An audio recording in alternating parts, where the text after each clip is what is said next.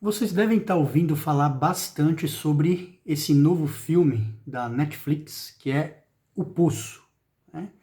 Filme bem interessante, embora eu já vou advertindo, né, aqueles que eventualmente tenham aí uma certa sensibilidade para cenas de violência, não aconselho a assistir ao filme e, por favor, não deixem as crianças assistirem também, porque tem cenas que contêm violência. Mas o filme é altamente simbólico, né? Ele possui ali a possibilidade de diversas leituras, de diversas interpretações possíveis, né? Porque é um filme com muita alegoria realmente, com muito simbolismo. Isso eu acho bastante interessante, porque permite aí uma polissemia, não é? É aquele tipo de caleidoscópio, né? Com tantas possibilidades de reflexão, que dependendo do olhar que você lança sobre ele, sobre aquele objeto, você consegue ter uma nova leitura, uma nova visão a respeito. Então você está vendo que está acontecendo muitas leituras desse filme, né? E eu gostaria de falar um pouco sobre ele também, porque acho que ele traz um substrato interessante para uma análise de uma teoria de Estado, de uma teoria de sociedade, de algo que tem a ver com o direito também na perspectiva do indivíduo, né, e do sistema. Então acho uma coisa muito interessante. Só para você ter uma ideia, é, assim, eu acho que eu consigo fazer alguns diálogos imediatos assim com esse filme, né? Como por exemplo um diálogo com ah, o contrato social do Rousseau, e por sua vez estabelecendo também uma ponte com o Leviatã do Thomas Hobbes, né? Que são teorias que se antagonizam de certa medida, mas se complementam, né, para a nossa reflexão aqui. É possível você também estabelecer um contato com a República de Platão. Acreditam nisso? Que é possível fazer isso? Também é possível fazer um diálogo com a Divina Comédia de Dante. E, por fim, pelo menos por fim aqui para a minha análise, é possível também uma análise voltada para o cristianismo, com o uso de algumas passagens da Bíblia. Então, notem que apenas numa primeira olhada você consegue estabelecer várias relações. Mas em que consiste esse filme, né? O Poço. O Poço é de fato um poço, né? Que é um sistema prisional. Ali você tem um sistema vertical de celas, vamos dizer assim, né? E o que acontece é que fora do poço, a cada dia é produzido um banquete. Esse banquete é produzido e é colocado à disposição dos prisioneiros ali no andar de cima, no primeiro andar, de maneira que essa mesa fica por ali por um tempo determinado, as pessoas comem, e dado o tempo, esgota o tempo, a mesa ela desce para o andar de baixo. E no andar de baixo, as pessoas que estão abaixo continuam a comer daquela mesma comida, e assim sucessivamente nos próximos andares, de modo que o que se come nos andares de baixo é exatamente aquilo que sobra da refeição que foi feita no andar de cima. Então, quanto mais isso vai descendo, obviamente, vai ficando cada vez menos comida, até que nos andares mais profundos, né, e lá são 333 andares, né, o último deles é o de número 333, o que também as pessoas não sabem muito bem, né, aqueles prisioneiros que estão no sistema ali, eles não têm ideia da profundidade do poço, mas o fato é que a cada dia, a cada mês, melhor dizendo, você é trocado, né? Os prisioneiros são trocados de um andar para o outro, de modo que num mês você pode estar no sexto andar, no outro mês você pode estar no 40º, depois você pode estar lá no de número 202, aí você pode voltar lá para o de número 33, e sem que exista uma explicação racional para isso, sem que exista qualquer tipo de meritocracia ou regra nisso, né? Então, esse é todo o entendimento que se tem a respeito do funcionamento desse sistema, e o fato é que aqueles que estão mais acima podem dispor de um banquete, né, de uma refeição muito boa. E o que vai chegando abaixo, né, vai ficando cada vez mais escasso, e aqueles que estão lá embaixo, lá, realmente mais profundo, não chega alimento nenhum, de maneira que eles começam a praticar o canibalismo e até sugestão de autofagia. Então, para mim, o primeiro ponto é que você consegue fazer pelo menos 3 visões da representação de significado desse poço, a meu ver. Primeiro, como um sistema fechado em si mesmo, e aí a representação do cárcere, da prisão. Depois, extrapolando um pouco isso como um sistema social.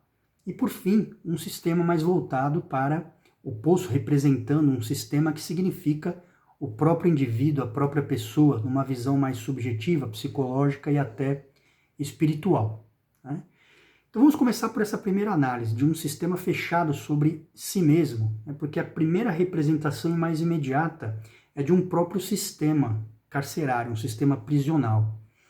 Nesse sentido, um sistema diferente, porque ele é vertical, é um chamado centro de centro vertical de autogestão, é assim que é chamado, né, no filme, né, esse sistema.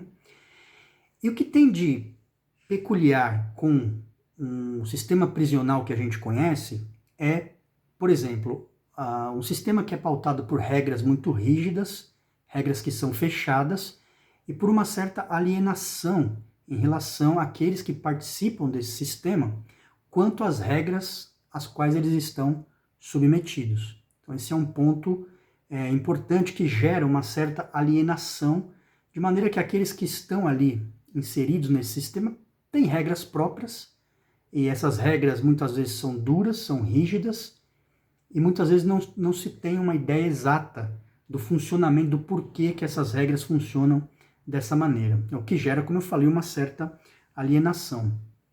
Também prevalecendo uma espécie de lei do mais forte. É aquele que é mais adaptável ao sistema, né, sobrevive a esse sistema. E é exatamente isso que acontece, né? Porque, como eu falei, nos andares mais abaixo começa a haver a questão do canibalismo para a sobrevivência. Então, um dos diálogos muito interessantes que acontecem aí, né, nesse filme, né, é do personagem que é o Gorn e o Trimagazi, né? Então, esse Gorn, ele é alguém que ele vai para dentro do sistema voluntariamente. E o Trimagazi é o primeiro companheiro de cela dele. É o que começa a tentar explicar para ele como é que funciona o sistema. Existe um diálogo bem interessante, logo depois que eles, do primeiro mês, que eles saem do andar que eles estavam, que acho que era se eu não me engano, era o 33 ou algo assim, 48, acho que é 48. E depois eles saem imediatamente disso e vão lá para um andar bem mais lá embaixo, que acho que é o 202. Quando o Goring, ele desperta, ele já está totalmente amarrado. Ele já está totalmente amarrado, e aí o Trimagazi vai falar para ele assim, olha, é melhor que você fique assim, porque a comida aqui não vai chegar aqui embaixo. E daqui mais um tempo você vai começar a me olhar diferente. Ou seja, você vai querer se alimentar da minha carne. Então, nesse sentido, é melhor comer do que ser comido, né? É isso que o Trimagazi fala para ele, e ele está desesperado, né? É desesperado ali, ele fala, você não pode fazer isso comigo, né? Você não pode agir dessa forma. E aí o Trimagazi fala para ele assim, ele fala, não sou eu, são eles que me obrigam a agir assim. E muito interessante, porque o Gorg, num certo momento, quando ele realmente vai praticar aquele ato, ele ao contrário, diz para ele, né, olha, eu quero que você saiba que eu responsabilizo você pessoalmente. Eu não responsabilizo nenhum dos outros que estão no andar de cima. Então você é o responsável por isso que você vai fazer comigo. E aí surge uma primeira grande questão, que eu diria que direito penal convive, né, que é, e o direito como um todo, que é a responsabilidade individual frente à responsabilidade social. Quer dizer, em que medida que a gente pode dizer que as ações que são praticadas por uma pessoa, elas são totalmente de sua responsabilidade individual, ou em que medida as más ações, elas não são muitas vezes motivadas por situações precárias, por situações que muitas vezes a vida e a sociedade impõem a uma pessoa, especialmente numa situação de marginalidade, especialmente numa situação em que ela é privada de todos os elementos mais básicos, né, para a sua vida, para a sua sobrevivência. E aí tá esse primeiro diálogo que eu falei com o Rousseau, né, com o contrato social. Porque o Rousseau, ele parte daquela mito do bom selvagem, né, que é que a sociedade, que o homem é bom por natureza e a sociedade é que o corrompe. Então, nessa leitura, todas as coisas, né, todos os crimes, os roubos, os assassinatos e tudo mais, não seriam algo que vem do ser humano, do homem, né, propriamente, da sua natureza, mas a sociedade que lhe impõe esse tipo de comportamento. Então percebe que é uma espécie de transferência do indivíduo, a responsabilidade individual para uma responsabilidade compartilhada pela sociedade. Já o Thomas Hobbes, né, especialmente no seu livro Leviatã, parte de uma coisa absolutamente diferente, né? Ele torna popular, vamos dizer assim, aquela frase que é mais antiga até do que ele, que é a de que o homem é o lobo do homem. Então, para o Hobbes, o ser humano, ele é selvagem. Ele só pode ser parado mediante regras, né? Se deixar livre pela natureza, o homem vive num estado de selvageria. Percebe que são duas visões diferentes que antagonizam e a gente tem grande dificuldade de estabelecer em que medida essas coisas elas se relacionam entre si. Até que ponto uma pessoa é totalmente responsável pelos seus atos e até que ponto existe uma certa justificação pelo meio em que ele vive, pelas condições que lhe são impostas, entende? Isso é uma discussão bem interessante, né?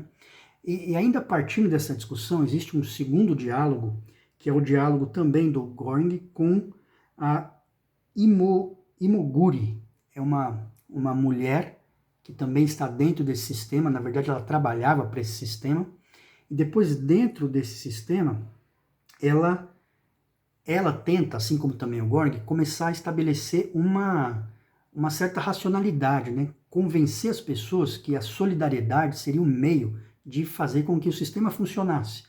E assim, se pudesse haver um consumo mais racional, de maneira que as pessoas que estavam acima consumissem apenas aquilo que fosse o necessário, deixando o alimento para aqueles que estivessem mais lá embaixo, isso seria um consumo mais racional e que faria com que as pessoas não morressem lá embaixo.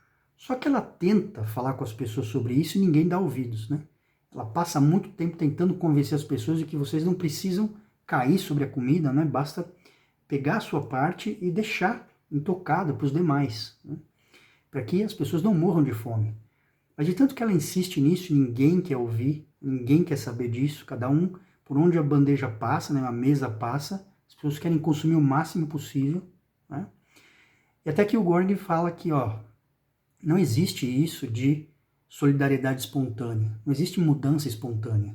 É até que ele se volta para o pessoal que está embaixo e fala, ou vocês vão obedecer essa regra que nós estamos falando, ou vou sujar toda a comida. Literalmente vou defecar na comida toda e vocês não vão comer mais nada. E somente aí é que as pessoas começam, em alguma medida, a dar atenção e racionar um pouco aquela parte da alimentação que cabia a eles, né? E o interessante é que a mulher fala assim, né, que olha, você conseguiu o resultado, mas não é isso que eu queria, não é isso. Eu queria que isso fosse espontâneo, que fosse uma solidariedade espontânea.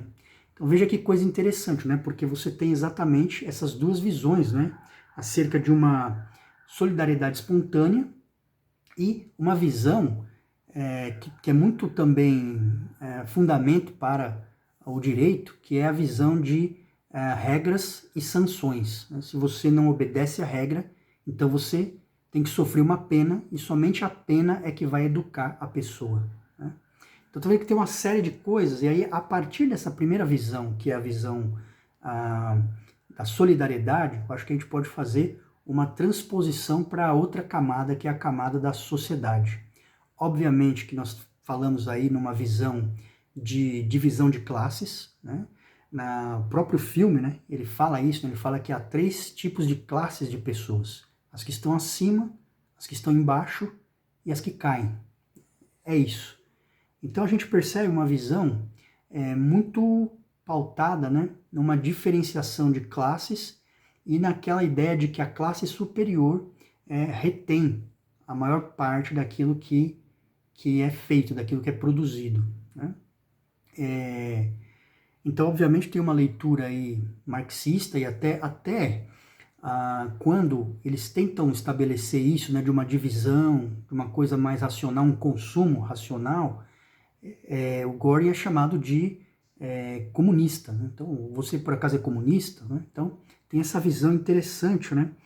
E dessa distribuição desigual, né? Que gera uma sociedade também desigual e que o consumo, se fosse correto nos andares superiores, promoveria uma melhor partilha, de maneira que as pessoas não teriam que passar fome, por exemplo. Então, uma visão bem interessante também a respeito dessa... É um olhar que se lança sobre a sociedade também, sobre uma sociedade de consumo, sobre uma sociedade pautada numa visão capitalista. E por fim, né, o que eu acho que na verdade todas essas visões são interessantes, mas o que para mim significa de fato a visão, aquilo que mais traduz a ideia do filme, na minha opinião, é uma ideia mais individual e até espiritualizante, né? Percebe que eles estão dentro de um poço, né? E aí, se eu fizer uma leitura, por exemplo, pautada aqui, né, na República, no mito da caverna de Platão, a gente sabe que a caverna representava o mundo dos homens, né? E as correntes, aquilo tudo, representava uma ignorância. E aquele que conseguiu sair de dentro daquela caverna e acessar o mundo externo é alguém que consegue ter um olhar crítico, né? Um pensamento crítico sobre a realidade, de modo a questionar aquilo tudo que se passa. Então, nesse sentido, o tentar sair do poço, né? Sair do poço, é sair de um obscurantismo, sair de uma ignorância, especialmente uma ignorância pessoal, e ser capaz de questionar as regras do sistema. Aí tanto de um sistema fechado, como nós falamos, como de um sistema que predomina numa certa sociedade. Então, aquele que é capaz de questionar o modo como as coisas são dadas é alguém que abandona os grilhões da ignorância, as correntes, né, da falta de conhecimento e passa a acessar o mundo exterior. E notem que é possível ainda, nessa visão, né, então nessa visão de sair de dentro de si mesmo e acessar uma luz externa por meio do conhecimento. E nisso, nós podemos migrar também para uma leitura um pouco mais cristã, né? Porque a obra permite isso. Notem o seguinte, né, que você tem 333 andares, o que multiplicado por 2 presos em cada um dos andares são 666 presos. Então, obviamente, você tem aí uma coisa apocalíptica, não é? É uma visão cristã.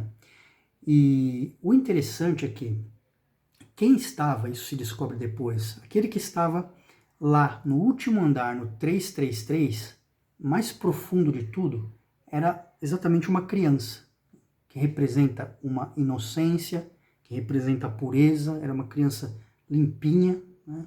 Não estava degradada como era o que acontecia nos andares de baixo, né? As pessoas em péssimo estado, e essa criança não, ela estava protegida, né? Então representa a pureza, representa a inocência, representa também a dependência, né? Porque aquela criança era totalmente dependente de tudo que se passava nos andares de cima, e nem sequer se sabe como ela pôde sobreviver.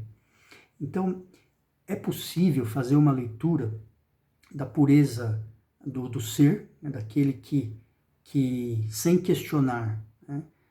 Consegue entender, né? Que a sua dependência daquilo que está afora, e nesse sentido representaria também a figura do próprio Cristo.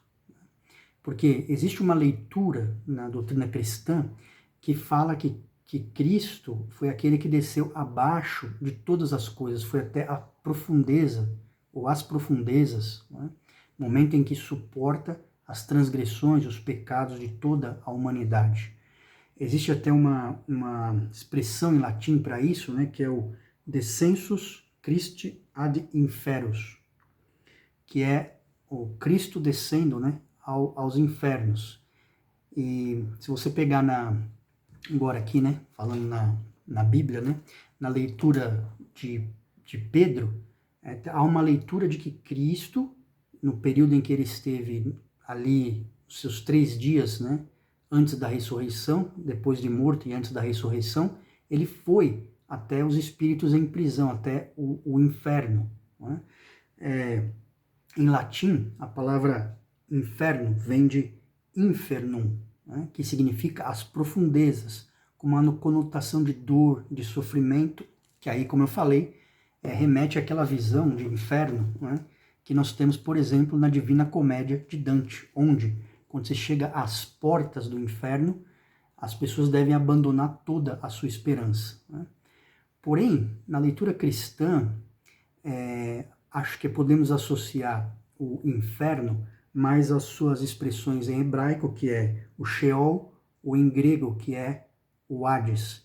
E ambos significa, não tem uma conotação de dor e de sofrimento, mas uma conotação de lugar de habitação dos mortos.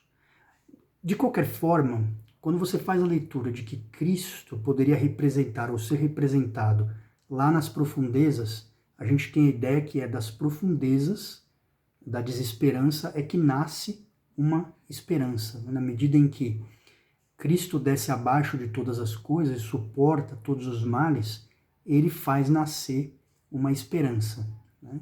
E essa leitura é perfeitamente possível, né, de ser feita também, na medida que essa criança no filme, ela é posta como a mensagem, né, que no final do filme vai subir por aquela mesa até sair do poço, ou sair da caverna, como se fosse uma mensagem ao mundo, né, do que eles precisam saber, né, daquela inocência, daquela a visão, né, de que existia lá embaixo, nas profundezas, alguém que era inocente, alguém que era dependente, né, que era totalmente indefeso, né, que precisava e que dependia de toda aquela estrutura que havia acima para poder sobreviver.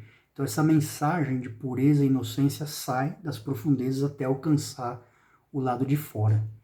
Então veja que são leituras muito, ao meu ver, muito interessantes para a gente pensar tanto o ser humano quanto a própria sociedade em que a gente vive, e conceitos como, por exemplo, os meios de produção, a solidariedade, socialismo versus capitalismo, e uma série de outras questões como essa. Né? Então, sem pretender oferecer uma única leitura, uma única resposta, o filme ele ganha pelo seu aspecto polissêmico, e que nos permite pensar em tudo isso. Para mim, a grande mensagem, ao meu ver, no final de tudo, a que prevalece é a mensagem individual, a mensagem de que existe algo de bom, de puro que está dentro do ser humano, e desse modo na sua profundeza, e que precisa sair para poder influenciar e ser espalhado por toda a sociedade, de maneira que a leitura